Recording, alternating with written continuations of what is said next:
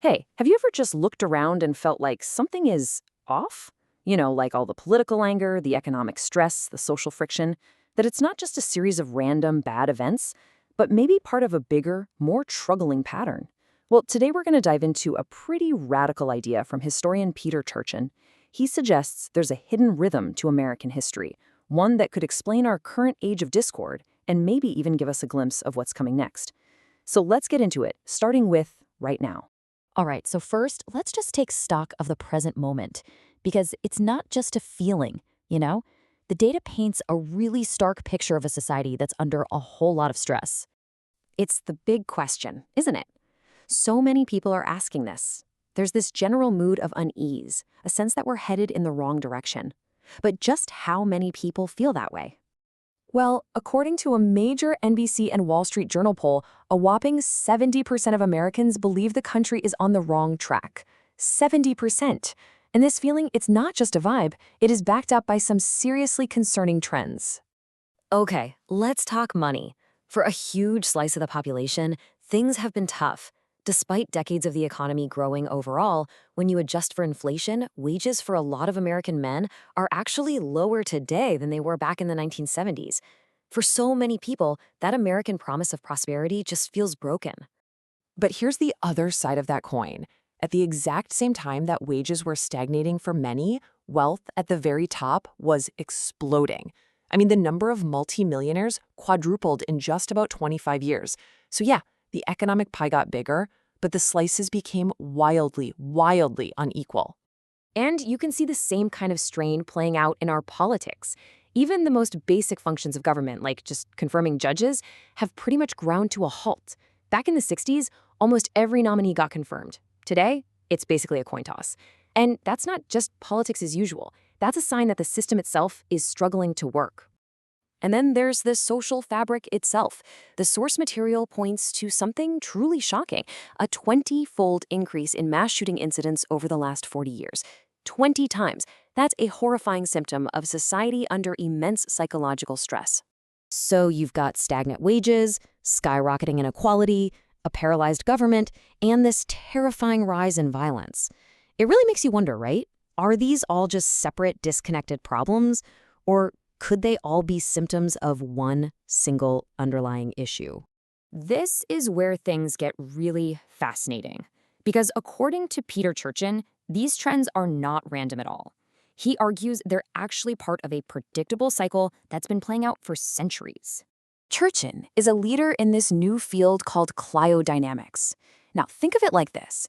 It's trying to apply the scientific method to history.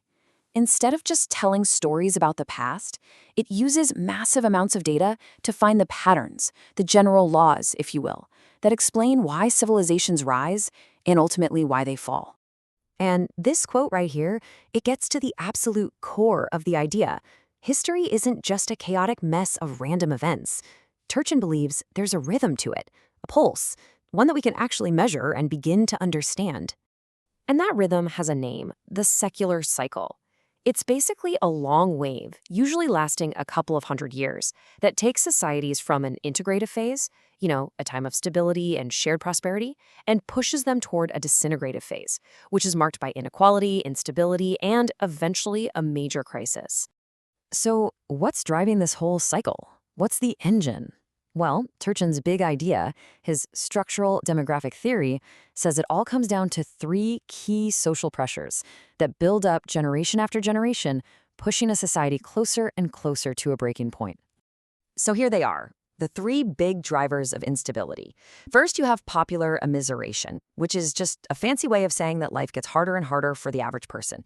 Think about those stagnant wages we just talked about. Second is something called elite overproduction. And third, a state fiscal crisis, which is when the government starts to lose trust and just plain struggles to function. Now let's zoom in on elite overproduction, because this is a really critical piece of the puzzle. This happens when a society produces way more smart, ambitious, educated people who want power than there are powerful positions available for them. I mean, look at this chart. You have about 44,000 law school graduates in 1 year, all competing for just 9 seats on the Supreme Court. That intense competition creates bitter rivalries, splits the elites into warring factions, and gives rise to radical counter-elites who want to burn the whole system down. So when you put it all together, the two phases of the cycle are basically mirror images of each other. In the good times, the integrative phase, you've got rising wages, not too much elite infighting, and people generally trust the government. But in the bad times, the disintegrative phase, all of those trends flip. You get falling wages, ferocious elite competition, and trust in the state just collapses. Sound familiar? Okay, so that's the theory. But what happens when you actually apply this model to the history of the United States? Well, this is where it gets a little chilling. What the data suggests is that America is deep in a disintegrative phase that looks eerily similar to the decades right before our last great national crisis, the 1840s and 1850s, the years leading straight up to the Civil War. The exact same pressures, widespread popular misery, bitter conflict among the elites, and a government that couldn't function were boiling over then, just like they are today. And just listen to how Turchin himself puts it here. The way compromise has broken down, the intense factionalism, the simple inability of our political leaders to work together on anything, he says it's an echo of the 1850s, a decade when the country's institutions completely and catastrophically failed. Now, I know what you're probably thinking. This all sounds incredibly bleak, maybe even terrifying. It sounds like we're just doomed to repeat the past. But, and this is the most important part of this whole analysis, that's not the main takeaway here. See, here's the difference. Unlike every other society in the past that went through this, who are basically flying blind, we can actually see the pattern. We have the data, we have the theory. Turchin's work gives us something like a weather forecast, a map of the terrain and a warning about the massive storm that's dead ahead. And that knowledge, well, that gives us a choice.